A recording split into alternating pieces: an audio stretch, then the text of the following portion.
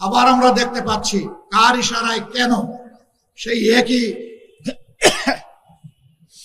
একই অন্ধকার গলিপথে আমাদের নির্বাচন কমিশন হাঁটার চেষ্টা করছে। তারা নির্বাচনের দিন 400 মিটারের ভিতরে সব ধরনের রেকর্ডিং বা ক্যামেরা, মোবাইল সবকিছুকে তারা নিষিদ্ধ করতে যাচ্ছেন। আমরা পরিষ্কার বলে দিতে চাই, জুলাইয়ে ওই উপকর্ম যেমন মেনে নেওয়া হয়নি, আজকেও মেনে নেওয়ার কোনো প্রশ্নই উঠে না। নাহিদ ইসলাম বলেছেন, আজ সন্ধ্যার আগেই যদি এই প্রজ্ঞাপন প্রত্যাহার করে জনগণকে স্পষ্ট বার্তা দেওয়া না হয় আগামীকাল নির্বাচন নয়, নির্বাচনী প্রক্রিয়া ভণ্ডুল করার জন্য যারা জটিলতা সৃষ্টি করছে তাদের বিরুদ্ধে আমাদের আন্দোলন শুরু হবে। এর সমস্ত দায়ভার তাদেরকে নিতে হবে।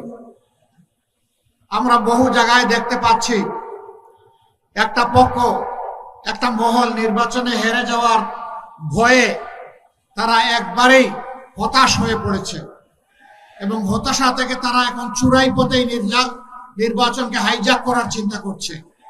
গুন্ডাদেরকে লেলিয়ে দেওয়া হচ্ছে, অস্ত্রের ভান্ডার গড়ে তোলা হয়েছে, ভোট কেন্দ্র অন্যায়ভাবে দখল করে মানুষের ভোট কেড়ে নেওয়ার পায়তারা করা হচ্ছে।